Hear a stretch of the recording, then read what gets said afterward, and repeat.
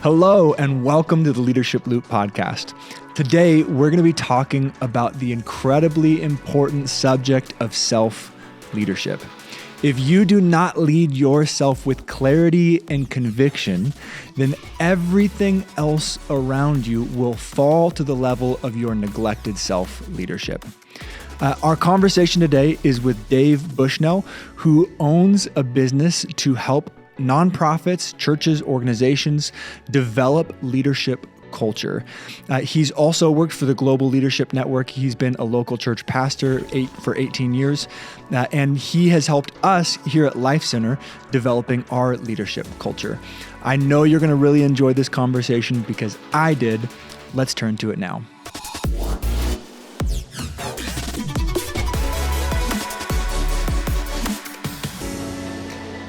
Dave, I am so excited to have you on the Leadership Loop podcast, not only because you are a friend, but because you are a leader in my life. You are helping our church with some consulting work. And so I'm learning from you as a friend, as a leader, and I'm excited for everyone else to get to learn from you as well. So as we jump in, I'd just love to hear, what are your passions around the subject of leadership? So I have two primary passions around the subject of leadership. One of them is leadership culture. And what I mean by leadership culture is I'm done talking about leadership development because the research shows that leadership development does not work. So we've had a double the amount of expenditure in the last 15 years on leadership development. So it's almost a $20 billion industry per year in the U.S. And we don't have anything to show for it. And so there's plenty of research that shows. So for example, there's a survey of 14,000 HR professionals and they were asked, hey, how would you rate your bench strength in your organization? And they rated it very poorly. So we're doing something wrong if we're spending this much money on leadership development and we're having this many HR professionals tell us that our bench strength, our leadership pipeline is not good. Yeah, that's not great. So I'm done talking about that, and I'm now talking about leadership culture. And leadership culture means what are all of the surrounding elements that an organization, a church, a nonprofit, a business needs to have in order to make sure that leadership learning actually happens. Okay, so you would make a distinction between leadership development, leadership culture, and in your own words, what's that distinction? The distinction is leadership development typically refers to the impartation of information. Leadership culture is an environment that produces a surplus of leaders. Interesting. That's really interesting. Okay, we'll talk more about that. Okay, good. What's your second passion? Second passion is self-leadership. Okay. So years and years ago, I heard a statistic that said that, we've heard this, that leadership is a 360-degree endeavor, right? So there's leadership down, and that's leading people that are on our teams. There's leadership laterally, leading others who are in similar roles to us. And then there's leadership up, leading those to whom we are accountable. And so, okay, I can wrap my brain around that. Yep. Then this information dumps some statistics into that in the form of percentages, saying that 5% of leadership is leadership down.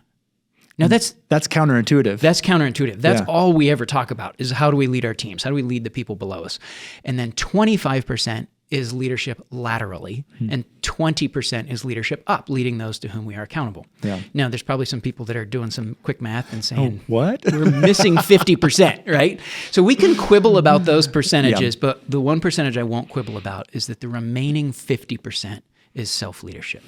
So before we step foot on the leadership playing field, how have we led ourselves? Yeah. That's 50% of the ballgame. Yeah. So how would you respond to this statement? One of the greatest enemies to your own leadership is you. I think that's very, very accurate. In fact, we are the hardest people we will ever lead. Can you tell me a story of when you can choose, okay? Okay. When either you succeeded in self-leadership and you're proud of it, which that's a good thing. I think knowing your strengths and being like, hey, this was a great moment for me. Or when you failed in self-leadership. Could you get a pick? Which story would you like to share? I want to come up with a failure one for sure, because that's where we learn. That's where we grow. So here's an example. I have a distinct memory of one of our kids, and we are sitting at one of these little stations waiting for some appointment that has the bead that you push up into. I love that thing, man. Yeah. It keeps me entertained for hours at the doctor's office. To this day, right? Yes, to this day. Exactly. Yeah. So I am a leader in my son's life. Yeah. And so we're sitting there and he's, doing the push thing and he says, "Hey, Dad, do this with me." And, so, okay, I'm there doing the push thing or whatever. And my brain is completely not at the table. It's not with Easton at all.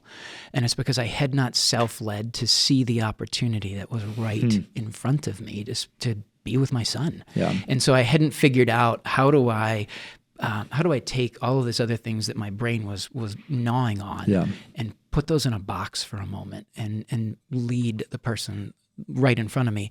And incidentally, there's nobody else that could do that leadership in his life. Right? As his dad. That's such a great example because that's practical, everyday. Self-leadership isn't just about like achieving some crazy goal of getting your PhD. It's about being with people. That's it. And how you lead yourself in the presence of others and how that makes them feel and what impact that has on them. So that really, that story frames self-leadership in such a way that everyone sees the importance of it, I think. And everyone can apply it now and go, okay, I want to improve my self-leadership. Because I know that story made me go, I got some room. I could do better. Yeah. So let's zero in on self-leadership. I know that you have tools that you've used that you recommend to others. Can you share those tools with us for growing and improving our self-leadership? Yeah, for sure. So one of the questions that I ask leaders is, what fuels your tanks?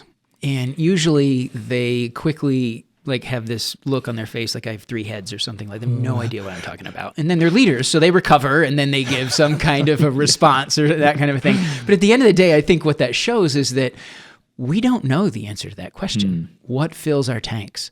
So I think knowing what fills our tanks and what drains our tanks is usually where I start the self-leadership conversation. Now that takes the foundation of self-leadership is self-awareness. So are we aware of what it is that fills our tanks and what it is that drains our tanks? Yeah.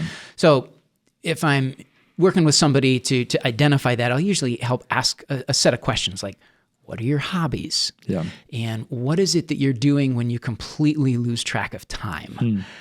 What is it that is an activity or activities that you do that when you do them and you're done, you feel like a stronger person, you feel really good. Yeah. Those types of questions, if we can just brainstorm all those types of questions, it gets us more in touch with what it is that fuels our tanks. Yeah. And of course, we got to be aware what drains us as well. Now, there are all kinds of things that are draining tasks that are normal in our lives. And necessary. Yes, you can't just avoid all of the drains. Much better word for it. And necessary. You can't avoid all the drains. So the question here is, what disproportionately drains you? Yeah. And then how do you quarantine that? How do you minimize that drain? You're not going to eliminate it. Right. So for example, there are 2 roads that I can use to go home. Yeah. And one of them is got an abundance of traffic on it. Traffic disproportionately drains my soul. I think that's common for all humans. Great. So it's not just disproportionate. So then what we're going to talk about is applicable to everybody. Yes. So what I do is I choose to go the longer route. Because my emotional well-being is healthier. Yeah. And I'll take the extra few minutes and go the longer route. So I'm quarantining the drain. Another example is I have a real hard time setting appointment times, it just pulls the life out of me. And so how do I quarantine that? And so I've got a tool that I use to say, hey, pick a time that works for you. Yeah. And then folks can grab that. And so that way I'm not involved in it. I can empower those that I get to meet with. That's fantastic. To do it instead. So, but what are the ways that we can quarantine the drains? I love your wording there on drains are necessary. There's things that it's part of life, it's part of leadership. And then, but what are our fills? And here's the crazy thing. When we go through chapters where we are really busy, where the weight of leadership in life is really intense, what's the first thing to go? The things that fill us up. Exactly. Yeah. And that we got to actually increase our fills during those chapters of life. And it's counterintuitive. It is, because those things can feel superfluous in our life. Like, oh, the things that fill me up, like I can go without it today. I can go without it tomorrow. And we make the sacrifice because the drains often feel necessary. And the last person we think we need to take care of is ourselves. And have you been in that situation before, or am I just describing myself? No, so many times. So much so frequently that I can actually look at those times and look for themes and say, what's happening, not only what's happening in my life, but the things that fill me. So I'm a competitive runner. One of the things that fills me is running competitively and having a training program, blah, blah, blah. So if I have not gone for a run within the last 3 days, that tells me I'm not taking care of myself. So there are specific things like indicators, dashboard lights that we can look and say, I haven't done that in a while. That probably means I'm not turning on the faucet of fills and I got a bunch of drains that are happening. Yeah. So kind of study and look at what are the common threads in those moments of life that you just described. So I'm going to sort of extend into a section that I don't know where this is going to go. Okay. But I think, at least in my life, there are some things that I trick myself into thinking these are fills. These are things that fill me. But now as we're having this conversation, I'm looking back and realizing like, oh, those don't actually fill me. Like one of them is I love to play chess. And I have some friends who I play it with on my phone. And sometimes I'll feel drained and I'll go, oh, I'm just going to take a few minutes to play chess. But if I do great in chess, fantastic. I feel awesome. If someone like my friend Corey manages to capture my queen, I am no longer filled. I'm filled with rage. And very upset. So would you say what fills you is winning at chess? But here's what I'm realizing is I think probably for a lot of us, there are things that we turn to that are actually crutches and not true fillings for our souls.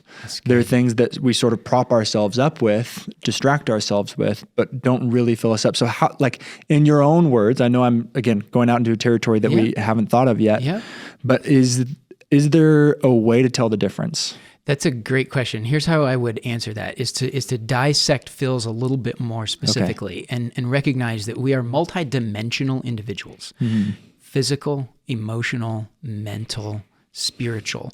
So to think about what fills us on each one of those dimensions starts to get really strategic about what fills us and why it fills us. So if we look at chess, for example, there's potential fills that are there. One is mental and one is relational, right? Because you do it with other individuals. So if we put it, we could analyze it and say, all right, is it though actually stretching your mental capacity, and is it actually bringing you in good standing and relationship with others? And so, you can answer those inwardly and make a determination of, is that actually a fill or is it a faux fill perhaps? Yeah. And I think TV is another one of those things that we maybe turn to it too often. And is there maybe something you can say about that? If you turn to a fill too often, does it become detrimental to you? Again, it depends what the fill is. So you mentioned TV. That's not a fill. That's a symptom of the human energy crisis, really, because we don't have a ton of energy. We get to the end of our day and we're just mental vegetables. And but it's not time to go to bed. And so it's much easier to look for what else is on and just kind of keep flipping. And so that's a way of numbing some kind of either pain or insufficient fill that is in our life. Okay, I want to get really specific now because you just said that because majority of people listening are going to turn on the TV tonight, turned it on last night. Yep. And you're saying that it's not actually a fill for us. That's so I'd love to find research that backs that up. But I would look more at what is your motive? What are you craving? What are you looking for? So I'm not going to say TV is a terrible thing, but I am going to say, hey, before you turn it on, why are you about ready to turn on the TV? And now we're talking about self-leadership. Right. So that's self-awareness. Let's become self-aware and mindful when we turn on the television of what is about ready to happen. And let's also inventory what we're choosing not to do. So if there's a different fill that perhaps we didn't have time for in our day and we haven't done that, would that bring a greater degree of fill than television would? Yeah. The problem is fills take a certain amount of energy to actually engage with them. Television doesn't take much energy at all. Yeah, I mean, that's that question of what am I not doing in order to watch TV or whatever it is a great question. That sort of self-awareness, making some categories of here are the things I'm not doing that could actually be better, really makes you do some examination of your motives and what you're looking to get out of the thing that you're engaging in. Okay, sorry. We went off on a tangent. Okay, there it was. And if you are watching TV later, you know what? Just ignore everything we said and go have a great time, okay? People ask me all the time, how do you have time? Because I'm a doctoral student. People ask me, how do you have time for a doctorate? And my answer is... You don't watch TV. I don't watch TV. Yep. So between 7 and 9, that's when I'm working on my doctorate. Yeah. Talk about self-leadership. Getting a doctorate is self-leadership. Okay, what makes self-leadership so hard? I think that self-awareness component makes it so hard because self-leadership requires us to look and to say, okay, I need to know myself and be a student of myself, and that includes the areas where I mess up. Yeah.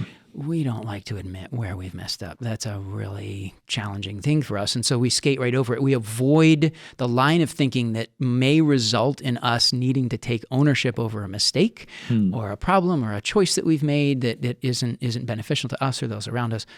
We don't want to confront that, and we don't want to face those things. But if we look through the lens of, okay, what do I learn from that? How do I improve? What's a different choice I could have made? Now we're a student of ourselves. We're a student of, and now that those choices that we've made that aren't so great, those become opportunities for learning. So it's the paradigm that we look at it with. Yeah. What are some of, like, self-awareness is a hurdle towards better self-leadership. What are other hurdles? How do we overcome them? Can you name a few more things that make self-leadership hard? Yeah. Self-leadership, self-leadership is challenging because of the world around us. We live in an emotionally regressed world that is constantly inviting us to regress with them. So symptoms of emotional regression, we love blaming one another. Yeah. We love looking for people that think exactly like we do. So we're going to get constant pressure from those around us to conform to their view, or to conform to the choices they're making, or that they want us to make a specific choice, that kind of a thing. So it becomes very challenging to stand alone, to lead ourselves to the spot where I'm going to have to say no to this or disappoint this individual because I know that our desires and it could be something as simple as where are we going to go to eat, right? I mean, okay, if I say one thing and my wife says a different thing, I'm going to disappoint her perhaps. And so we don't like disappointing other individuals. So that's another reason. I think. And I think if you're thinking about someone who's possibly on a diet, trying to lose weight, and they're all of a sudden in a group of people who say, where do we want to go to eat? And they choose a restaurant that the person on a diet goes, that's not a great choice for me. And do you have the self-leadership, the self-discipline to say, sorry guys, I'm going to disappoint you and not come along? That's hard. Yeah. That's really, really hard. And that's just one example. There's lots of different examples. Growing up, we had these peer pressures all the time, and they've just changed and taken different form as we get older. And so self-awareness, that sort of self-discipline in moments where, the cultural pressure is pulling us away from what we know is right. What's something we can do to become more self-aware? So one of the things we can do to become more self-aware is to learn what are our personal core values. Our personal core values are it's a unique combination, like our fingerprint almost. When you know what your personal core values are, so this is kind of like your internal operating system. It's the set of priorities that you have that may be kind of underlying all the decisions that you make and the way that then you go about implementing those decisions. So when we know what our personal core values are, it helps us to become more self-aware with the symptoms that we may encounter in life. So let me give a little bit of an example for this. So a little while back, I was asked to sign a document, and so this, it was emailed to me, and you just click a few clicks and it's signed, right? So, but the problem was I didn't like what the document said. I didn't agree with the document. So I proceeded to ghost the person that sent me the document, right? And so I go for a week, and I had this underlying anxiety, this underlying stress. And I had no idea what that was about. I was kind of looking, what's, there's not like a stressful decision that I have in life right now, or, so I couldn't place it. And then I realized at the end of the week, by not signing this document, I was violating 2 of my personal core values. So I've got 5, and 2 of them are genuine and responsibility. Well, I was being irresponsible by not signing the document. And I was not being genuine because I didn't even respond and say, hey, I disagree with the contents of this document. As soon as I responded with some alternate language that I could sign, I felt the anxiety completely go away. So it was self-awareness and the tool of my personal core values that I used to determine what is this symptom of anxiety and stress that I've got? What is that about? And then diagnosed it with my personal core values. Wow, that's really interesting, because I imagine that there's, I know that's happened in my life where I've felt this sort of stress and I'm not sure where it's coming from, and I wouldn't be able to put it in words back then like I would now, but it was a violation of one of my values.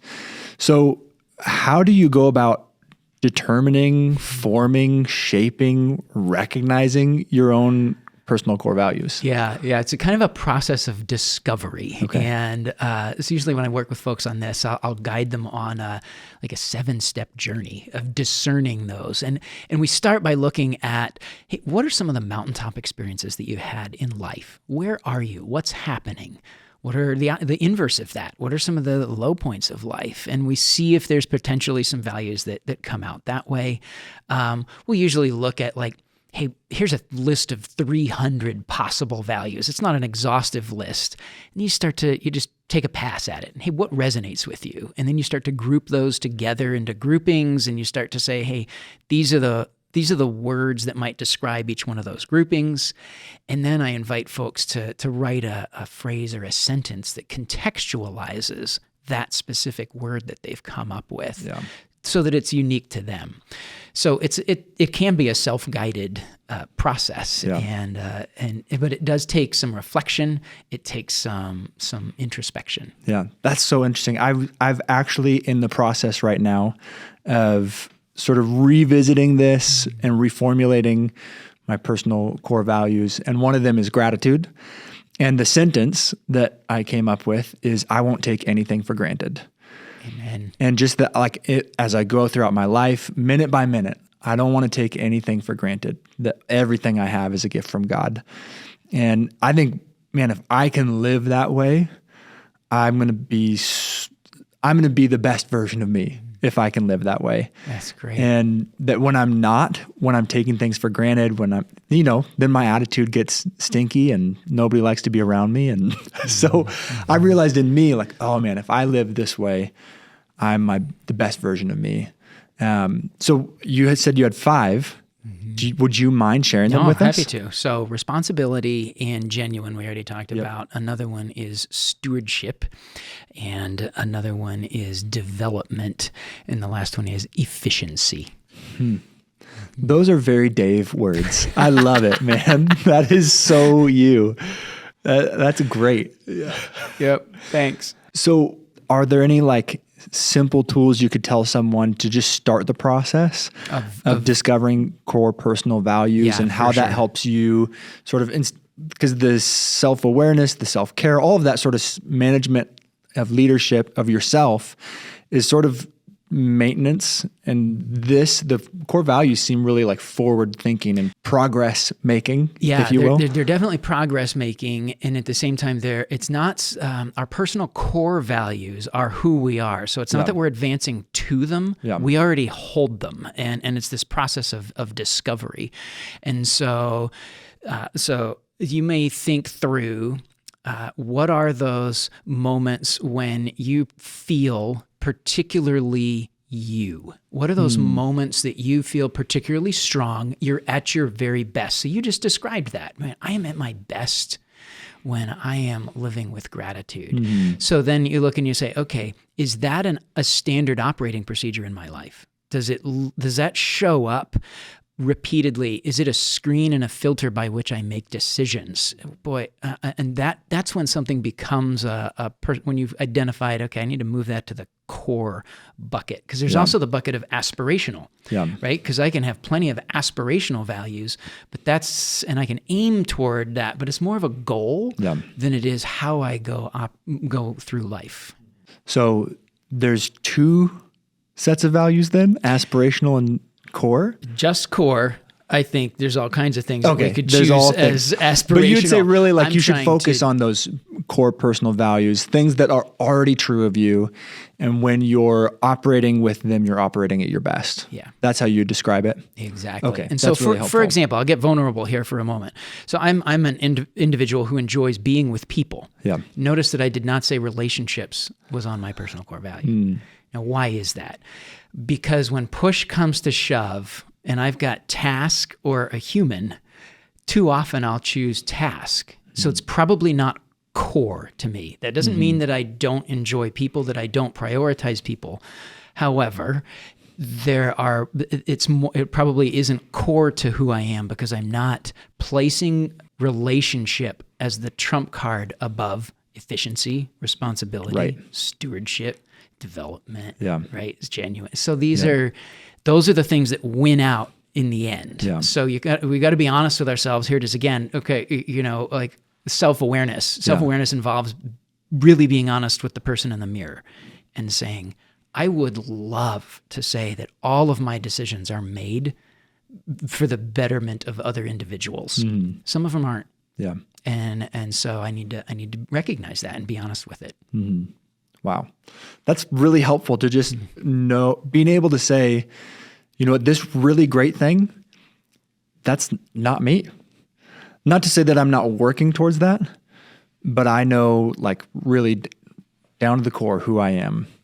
Is that what you're saying? Yeah, that's what I'm saying. So down to the core, I'm a terrible human because I don't like people. Exactly. No, but yeah, that's what I'm saying. I'm saying we can, if we're really honest with ourselves, what are the things that are most habitual in our lives that are foundational to who we are more than anything else. Yeah.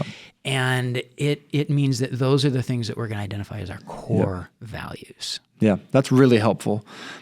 So in the subject of self-leadership, as we're closing up, I think a lot of people struggle with self-doubt. And that becomes one of the greatest enemies for them because they can maybe even know about like I should be more self-disciplined or I should be more all of the things that we've just talked about. I should develop core personal values. But when it comes down to it, they've got this nagging doubt in their head about who they are, what they could be, what they could do, and it holds them back. What would you say to someone who's struggling with self-doubt? Number one, you're normal. So everybody wrestles with self-doubt. I mean, there's a growing cultural word, imposter syndrome, right? Yeah. I mean, that's kind of that involves self-doubt. So first of all, it's you're in good company because you're in company with everybody else. Yeah. So the next thing I would say is come up with a set of personal truth statements about who you are. So I've got a list of these statements that are in the back of my journal.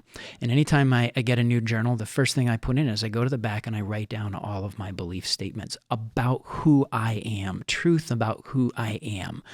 And so that when I'm having these moments of self-doubt, I flip open the back of my journal and I'll read these statements and I'll read them aloud. It seems a little weird because here I am alone reading this aloud, but remember, self-leadership is about leading the person in the mirror. So I need to speak audibly to that person in the mirror. Yeah. And so I am a treasure of the Most High God. I have a wife who says that I am her hero. I am a developer of people. It's not what I do for a living. It's who I am as a person.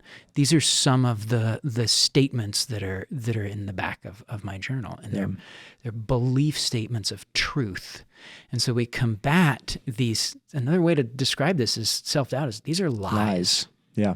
And what do we combat lies with? We combat it with truth. Yeah. And so let's have a go-to. We're not going to be able to come up with those truth statements when we're in the thick of battle with the lies. So let's come up with them when we're not in that thick of that when battle. You're healthy, when you're positive. Yeah, and then we come up with them then so that we can get them out when those moments of self-doubt present themselves. Yeah. That's really good. So last thing on self-leadership, if you could tell someone who is maybe weary, burnt out, maybe they don't struggle with self-doubt, but they're just on the edge right now, and what would you tell them to make sure they can keep going? I would ask, what's the difference between time management and energy management? Because you might be trying to manage your time really, really well, but are you managing your energy really, really well? So talk to me about the areas of your life where you're recovering. Talk to me about the areas of your life where you took a moment, just a 30-second moment today, and took some deep breaths. That's recovery. Yeah. So we don't grow without stress. So we need to seek stress. But then we also need to bring recovery into our lives. So we talk about it in terms of day off. We talk about it in terms of vacation. Those are the most common notions. Yeah. But how are we bringing recovery in throughout our day? Yeah. Where we pause between appointments for and call a loved one. That's just for 60 seconds. Hearing the voice of a loved one brings more energy than a cup of coffee. And so where is it that we're introducing recovery throughout our day so that we're not on the edge of falling apart? And those involve so there's recovery to it. And then there's also, let's look at your life and say, are there things there that maybe are incongruent to your values? And are there some things maybe that it's time to say no to? That's so good. Man, Dave, thank you for that last bit of wisdom, managing your energy, not just your time. And I hope that people are listening and that they'll take all of this and apply it in their lives. In today's podcast, we talked about fills and drains. We talked about self-awareness in self-leadership, and we also talked about core personal values. Dave has supplied a resource for you and for me to use to develop and identify our own core personal values, and you can get that resource at leadershiploop.online. I hope that you make the time to identify and develop your core values. It's incredibly important for your self-leadership. And I hope that you continue to learn, try, get feedback, grow. That's the leadership loop, because leaders are learners. We want to keep doing that loop over and over again. Learn, try, get feedback, and grow. I hope you have a wonderful day. I hope that you like and subscribe to this podcast because we've got more content coming soon. And we'll see you on the next one.